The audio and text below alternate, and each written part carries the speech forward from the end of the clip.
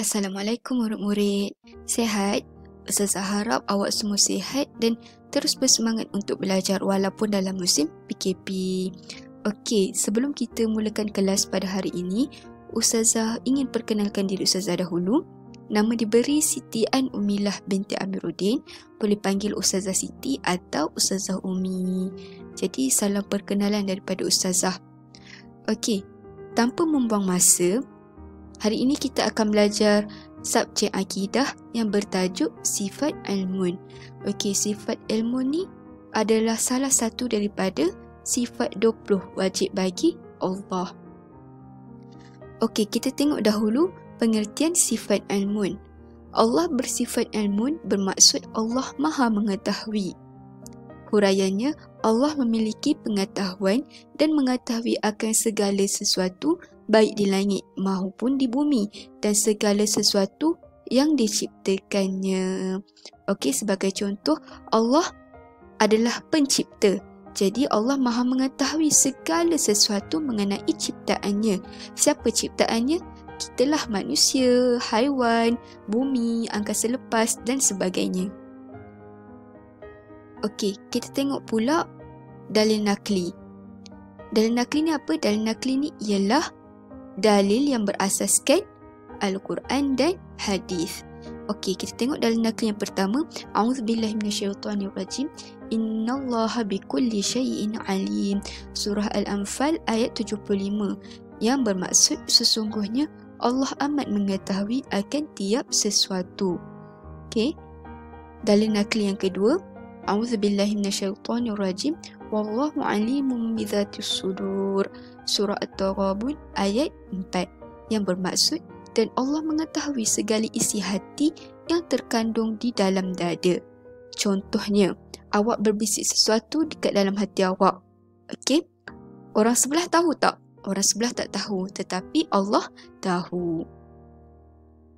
Okey, kita tengok pula apakah hukum mempercayai sifat ilmu ni?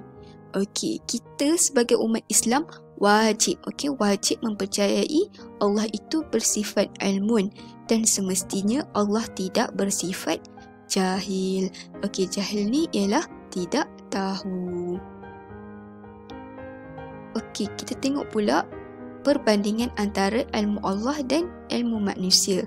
Okey, perbandingan yang pertama, ilmu Allah tiada permulaan sedangkan ilmu manusia ada permulaan.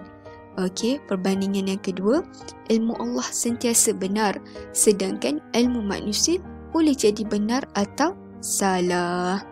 Okey, perbandingan yang ketiga, ilmu Allah tidak terbatas manakala ilmu manusia terbatas sebab ilmu manusia tak seluas ilmu Allah. Okey, perbandingan yang keempat, ilmu Allah tiada perantaraan. Ilmu manusia menggunakan perantaraan.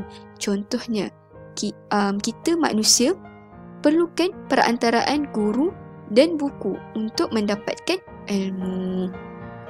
Okey, perbandingan yang seterusnya, ilmu Allah. Okey, Allah mengetahui perkara yang akan berlaku. Okey, Allah tahu apa yang akan berlaku sekejap lagi, pada esok hari dan seterusnya. Sedangkan manusia tidak mengetahui perkara yang akan berlaku. Okey, walau pandai macam mana sekalipun seseorang itu, dia tidak dapat tahu apa yang akan berlaku sebentar lagi. Okey. Dan perbandingan yang terakhir, ilmu Allah itu Allah mengetahui perkara ghaib sedangkan manusia tidak mengetahui perkara ghaib. Okey. Kita tengok pula tujuan beriman dengan sifat ilmu Allah.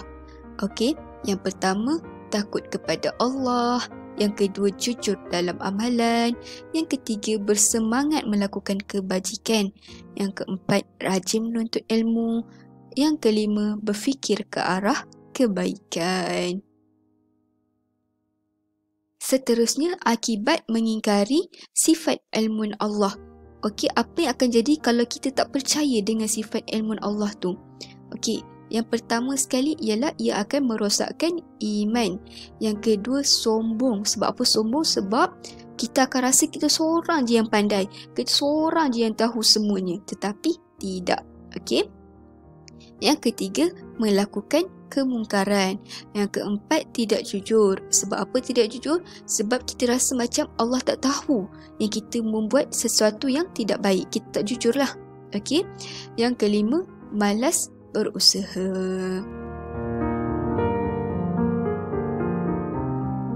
Okey, dan yang terakhir kita tengok kesan mempercayai sifat ilmu Allah. Okey, yang pertama, ia akan meningkatkan ketakwaan kita kepada Allah. Yang kedua, kita akan menjadi seorang yang bersikap jujur.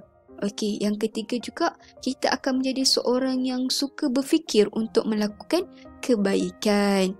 Yang keempat, kita juga akan jadi seorang yang suka menuntut ilmu. Dan yang terakhir, kita akan berlumba-lumba, berebut-rebut untuk melakukan kebaikan. Jadi sampai di sini sahaja pelajaran kita pada hari ini. Di sini Ustazah sertakan latihan untuk awak.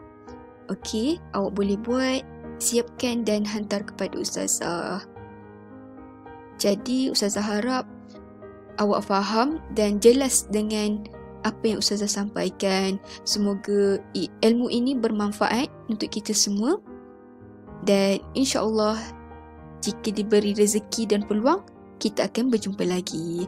Assalamualaikum.